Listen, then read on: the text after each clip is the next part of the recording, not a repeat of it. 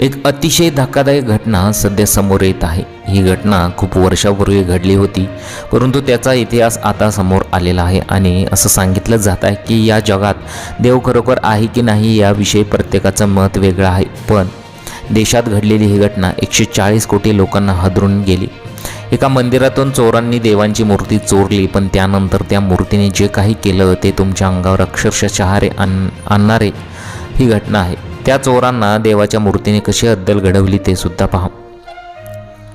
देवाच्या मूर्तीने केलेला हा चमत्कार पूर्ण देशभरात व्हायरल झालाय। जगातील प्रसिद्ध शास्त्रज्ञांनी देखील चकित व्यक्त केलंय। या चमत्काराचा अभ्यास सुद्धा अनेक वैज्ञानिकांनी केलेला आहे। पंढरपूरजवळ हा चमत्कार घडल्याचं अनेक जणांनी सांगितलेलं आहे आणि हा जो इतिहास आहे खूप जुना इतिहास आहे। काही लोकांना याबद्दलचा काही अनुभव नाही किंवा याबद्दलची काही सुद्धा माहिती नाही। एक आश्चर्यकारक घटना, देशाला हादरवणारी घटना जी घडलेली आहे, जिथे चोरांनी मंदिरातील मूर्ती चोरली आणि त्या मूर्तीने त्यांच्याबरोबर असा चमत्कार घडवला की जे ऐकून देशभरातील शास्त्रज्ञ हैराण झाले।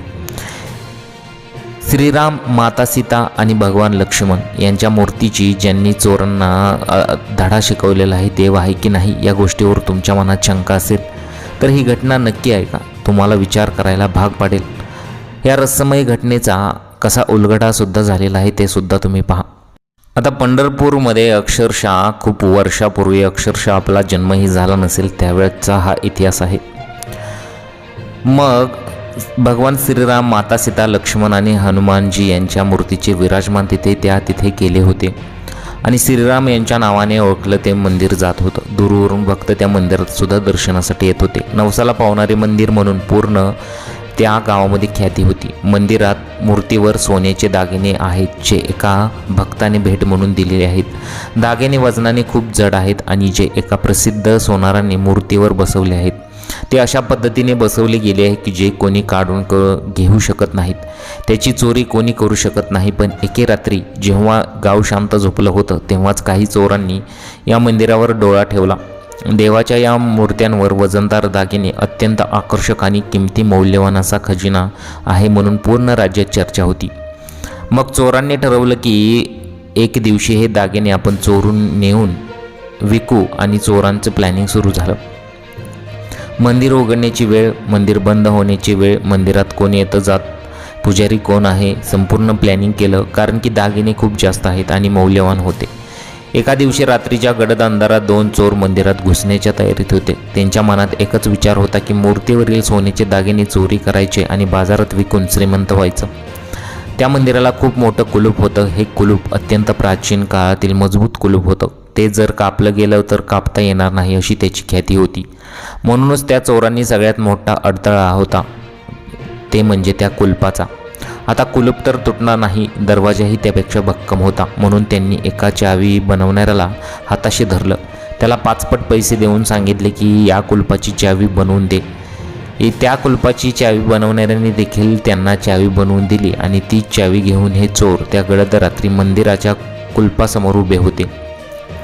गावामध्ये भयान शांतता होती। त्यांनी ती चावी कुलपात घातली आणि कुलूप उघडलं। आता कुलूप उघडल्यावर त्यांना वाटलं की आता मंदिरात कोणी नसेल, फक्त मूर्ती आणि अंधार असेल। पण दिसलं काहीतरी वेगळंच। एक विचित्र गोष्ट त्यांना मंदिरामध्ये दिसली। मंदिरात कुठेही दिवा सुरू नव्हता, कुठल्याही प्रकारचा प्रकाश नव्हता, लाईट नव्हती, कुठलाही बल्ब तिथे नव्हता। पण मंदिरातून एक प्रकाश मूर्तीतून बाहेर पडत होता। मूर्तीतून एक तेजस्वी प्रकाश येत होता। हा प्रकाश इतका तीव्र होता की ज्यामुळे संपूर्ण मंदिर उजळून निघालं होतं। पहिल्यांदा चोरांना फार भीती वाटली। कुठलीही लाईट नाही, कुठलाही बल्ब नाही, कुठलाही दिवा नाही, पण हा प्रकाश कुठून येतोय? चोर ते पाहून घाबरले। चोरांना वाटले की देवाने काहीतरी चमत्कार केलाय की काय। एक चोर तर बाहेर पळाला। सुरुवात झाली, पण दुसऱ्या चोराने त्याला धीर दिला, त्याने हिंमत दिली। तो म्हणाला, काहीच नाही, आपण जे काम करायला आलोय ते करून घेऊया। ही शेवटची संधी आहे, यानंतर पुन्हा संधी मिळणार नाही। मग त्यांनी हिंमत करून दागिने काढले सुरुवात केली। त्यांनी देवाच्या अंगावरचे, गळ्यातले आणि कमरेभोवतीचे सर्व दागिने ओढायला सुरुवात केली। आधी ते काढायला सुरुवात केली, त्यांना वाटलं आपोआप गळ्यामधून निघून येतील। गळ्यामध्ये काही हार होते, हातातले काही कडे होते, पायामध्ये काही विशिष्ट आभूषण होती।